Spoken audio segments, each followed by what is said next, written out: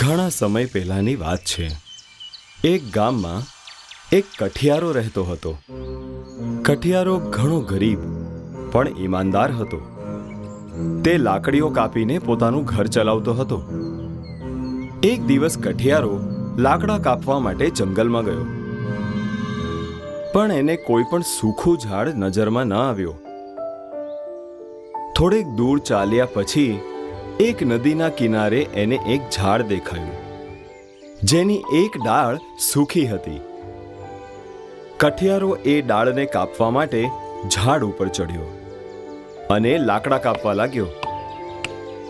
લાકડા કાપતા કાપતા તેની કુહાડી એના હાથમાંથી છટકીને નદીમાં પડી ગઈ.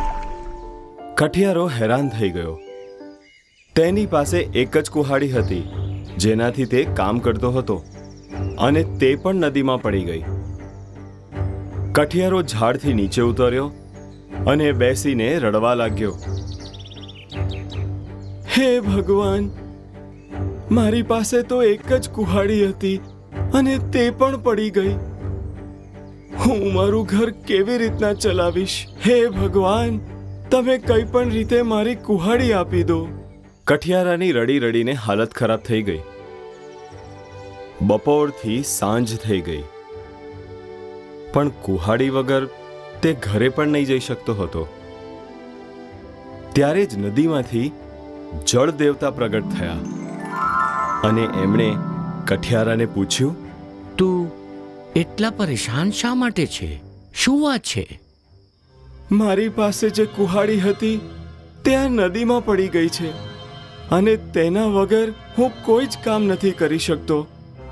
અને તે કુહાડી મારા જીવવાનો સહારો હતો. લાકડા કાપીને અને એને વેચીને મારું ઘર ચલાવતો હતો. ચાલ, હું તારી કુહાડી લઈને આપી દઈશ. તું પરેશાન ન થા. આ કહીને જળદેવતા નદીની અંદર પાછા જતા રહ્યા.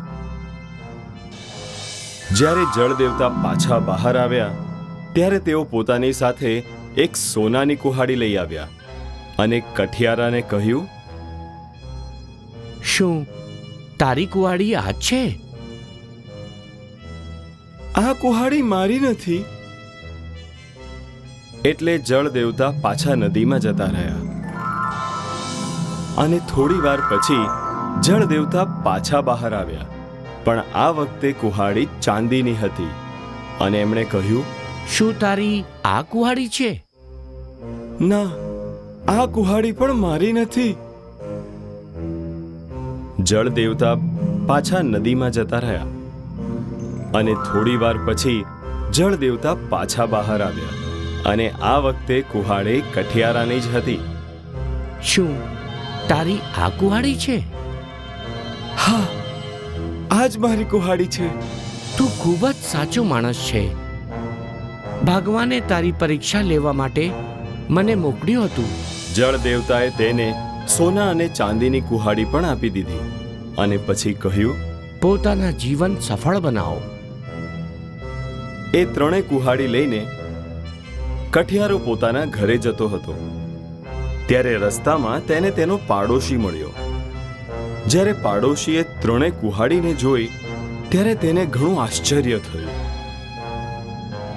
એટલે પડોશીએ પૂછ્યું. એટલે એણે આખી વાર્તા જેવી હતી તેવી એને જણાવી દીધી. એનો પાડોશી કઠિયારો લાલચી હતો. એણે પણ વિચાર્યું કે એ પણ એવું જ કરશે કે જેથી એને પણ સોનાની અને ચાંદીની કુહાડી મળી જાય. અને બીજા દિવસે એ જ ઝાડ પાસે જઈને તે પણ લાકડા કાપવા લાગ્યો. એણે જાણી જોઈને પોતાની કુહાડી નદીના પાણીમાં નાખી દીધી અને પછી ઝાડ પરથી ઉતરીને એ જ નદીના કિનારે બેસીને રડવા લાગ્યો. આ સાંભળીને જળ દેવતા ત્યાં જ પ્રગટ થયા અને એમણે કઠિયારાને પૂછ્યું, શા માટે રડે છે? મારી પાસે જે કુહાડી હતી તે આ નદીમાં પડી ગઈ. તેના વગર હું કંઈ પણ કામ નથી કરી શકતો. તે જ કુહાડી મારા જીવવાનો સહારો હતી. લાકડા કાપીને અને તેમને વેચીને હું મારું ઘર ચલાવતો હતો. જળ દેવતાએ તેની વાર્તા સાંભળીને પાણીમાં ડૂબકી લગાવી અને તેઓ સોનાની કુહાડી લઈને પાછા બહાર આવ્યા અને કઠિયારાને પૂછ્યું, શું આ તમારી કુવાડી છે?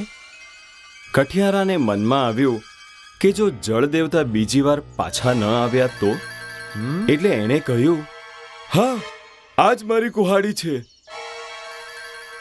તું ખોટું બોલી રહ્યો છે. આ કહીને તેઓ ગાયબ થઈ ગયા અને આ રીતે એ કઠિયારાની લોખંડની કુહાડી પણ જતી રહી. શિક્ષા: આપણે કઠિન સમયમાં પણ ઈમાનદારી ન છોડવી જોઈએ. અમારા YouTube ચેનલને હમણાં જ સબસ્ક્રાઇબ કરો. નવા વિડીયો જોવા માટે બેલ આઇકોન જરૂર દબાવો. તમે અમારા વિડીયોઝ પર પોતાના કમેન્ટ જરૂર આપો. વિડીયોને લાઈક કરીને પોતાના મિત્રોને જરૂર શેર કરો.